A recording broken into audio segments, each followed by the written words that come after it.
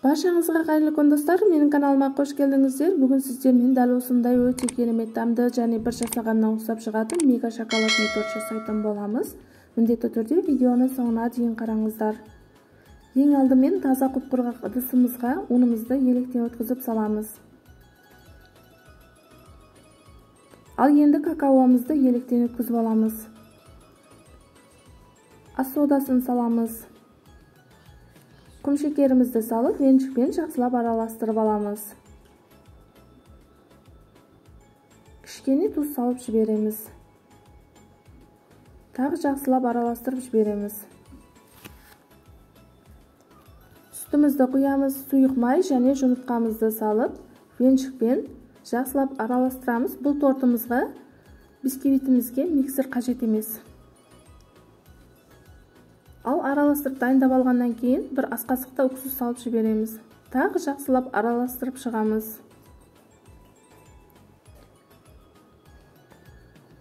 Дәл осындай қою әдемі қамыр болады.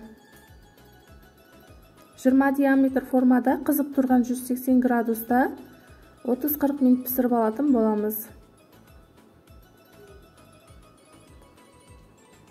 Біздің бисквитіміз пісіп шықты. Шпажкамен тексеріп алдым. Енді суытуға дәл осылай төңкеріп қоямын. Ал бисквитіміз суыды. Формадан ажыратып аламыз. Біздің бисквиттеріміз дәл осындай болады. Енді бисквитімізді теңдей екі бөлікке бөліп аламыз. Үстіндегі тегіс емес жерін алып тастаймыз. Достар, менің каналымда әртүрлі торттар, тағамдар, десерттердің рецепттері бар. Міндетті түрде кіріп көрсеңіздер болады. Барлығы сенімді рецепттер және жақындарыңызбен, достарыңызбен де бөлісе отырыңыздар. Іші дәл осындай воздушный болып шығады.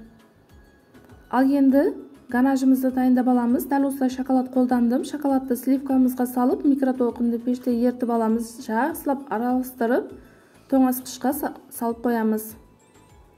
Тағы ганаж дайындап алатын боламыз. Шоколадымызды салып, микротолқынды пеште ертіп аламыз. Жақсылап араластырып аламыз. Бұл ганажымызды тортты әсемдеуге қолданатын боламыз. Тоңазытқышқа салып қоямыз. Таза ыдысымызға сливкамызды саламыз. Какаоымызды саламыз. Сахарный пудрамызды және творожный сырымызды саламыз. Ыдысымыз мұздай болғаны жақсы.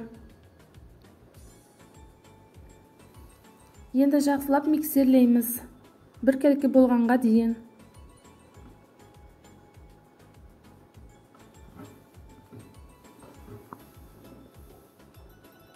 Енді шетінде қалып кеткен кремдерін силикон лопатамен тазалап түсіріп жіберіп, тағы миксерлеп жібереміз.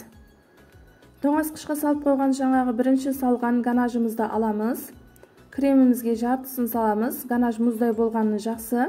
Араластырып жібереміз. Ал енді қалған бөлігін саламыз. Тағы жақсылап араластырып жібереміз. Бұл біздің тоңазытқышқа бірінші салып қойған ганажымыз. Жақсылап тағы миксерлеп жібереміз. Өте дәмді крем болады. Креміміз дайын болды. Дәл осындай қоп-қою крем. Кремімізді алып тұрамыз. Енді бисквиттерімізді дәл осылай үстінен басып шығамыз. Бисквиттеріміз тесіліп қалмауы қажет.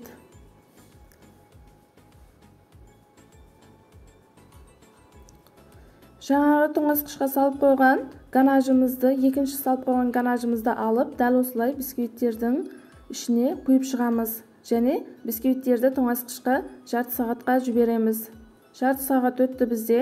Енді кремдеп жинап алатын боламыз. Таза ыдысымызға 3 ас қасықта дәл осылай кремімізді алып қоямыз. Шеттерін әсемдеу үшін қалған кремдерін ішіне саламыз. Теңдей екіге бөліп. Жақсылап бірдей етіп барлық жеріне жағып аламыз.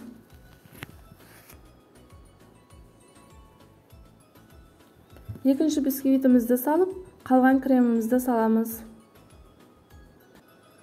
Барлық жеріне бірдей етіп жағып алғаннан кейін тоңазытқышқа 3-4 сағатқа саламыз. Тортымыздың толық рецептін грамдарын описанияға жазып қалдырамын. Сол жерге кіріп, толық рецептін көре аласыздар. Біздің тортымыз 3-4 сағат тоңазытқышта тұрды.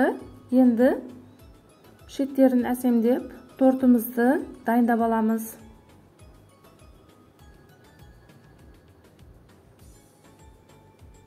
Алып қалған кремімізді дәл осылай жағып шығамыз.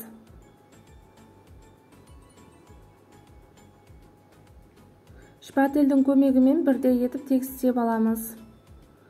Үсткі жақтарында әдемілеп бір тегіс етіп жағып аламыз.